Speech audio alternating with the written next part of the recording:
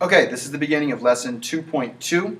It comes after 2.1b. I don't have everybody helping me out today, but this is my introduction. And the first thing I want to put up there is to remind you, way back in the other chapter, we looked at the quadrants of the graph, and we figured out which functions were positive and which quadrants. So I'm going to put that back up on the screen to remind you of what that looks like.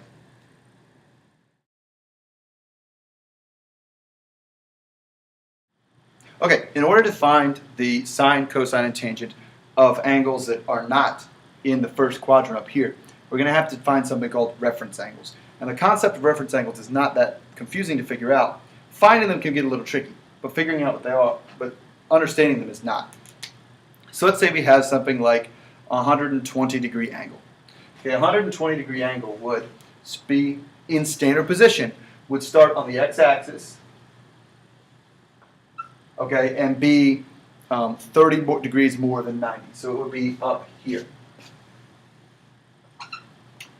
Now, when we talk about reference angles, you'll notice that we only know the sine, the cosine, and the tangent for, in our chart, things that are less than 90.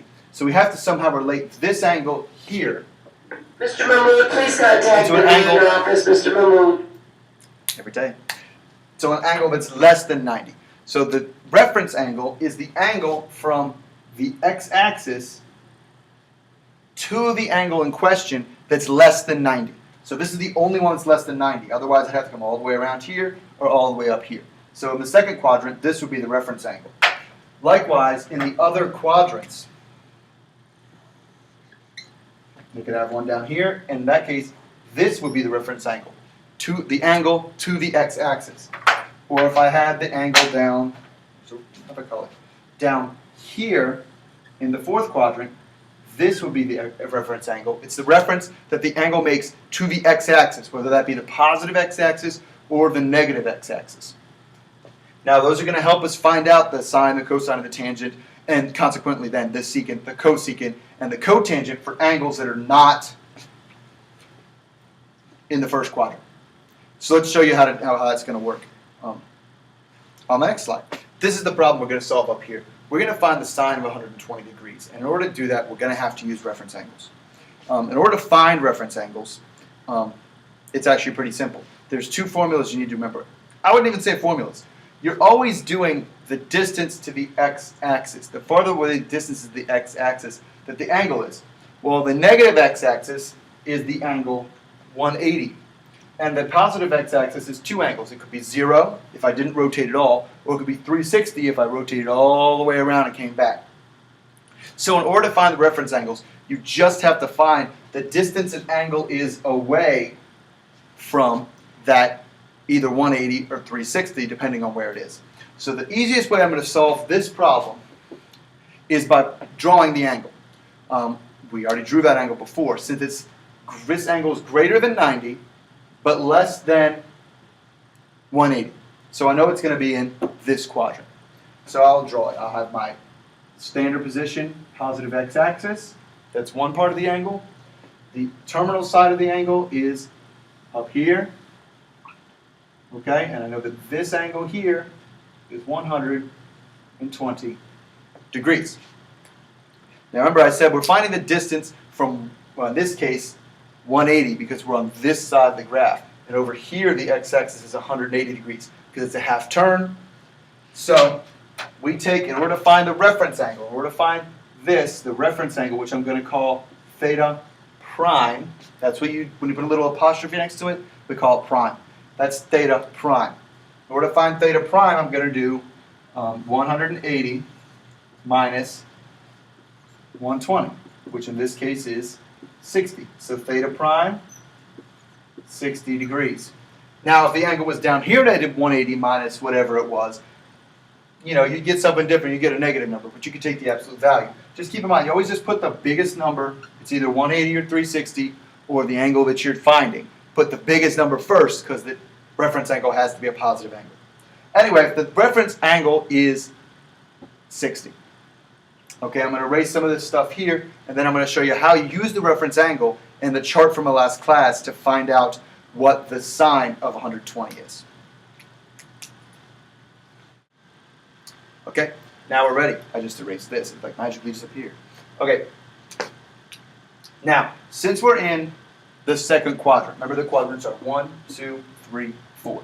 Since I'm in the second quadrant, okay, and we remember the chart that I put at the beginning. I can remember my mnemonic device of all students take calculus to help me know that in the second quadrant, only sine is positive. Cosine and tangent would be negative. And in this case, sine is positive. So I know that my answer is going to be a positive number.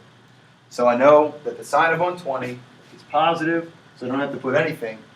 But it's going to be the same positive number as this reference angle. So I look at my chart that we did in the last class, we did in the last notes, look up a chart, look up 60 degrees.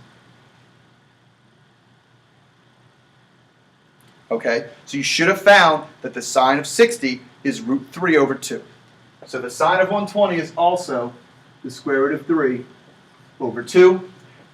And since I know it's positive because it's in the second quadrant, I'm done.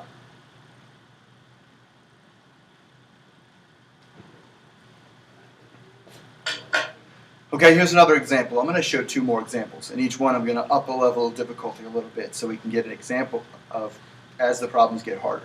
This one I want to do is the tangent of 675. That's hard because 675 is bigger than 360. So I'm outside of one rotation.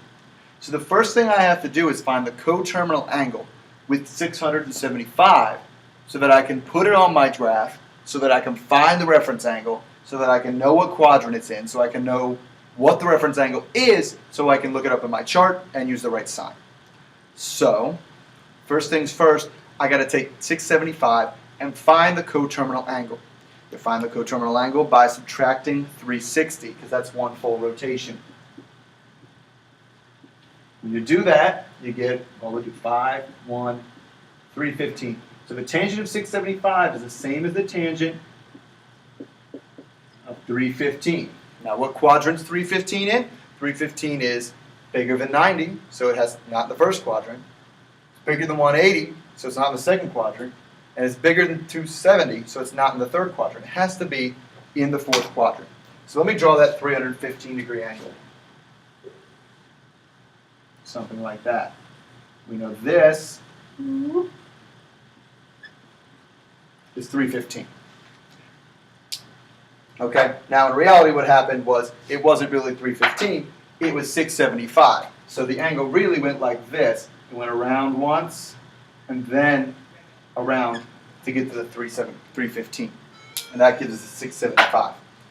Okay, so now we have to find the reference angle. Now we're not going to be subtracting 180 because 315 is no longer on this side of the graph, the 180 side of the graph. It's on the 360 side of the graph.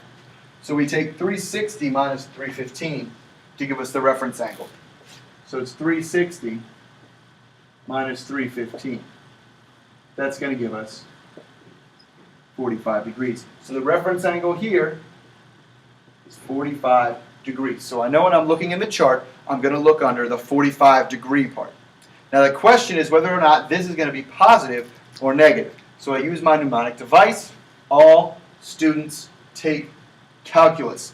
The C part here, C is for cosine, so cosine is the only thing that's positive. That means the 45, whatever I get for tangent, has to be negative. So I know it's going to be negative.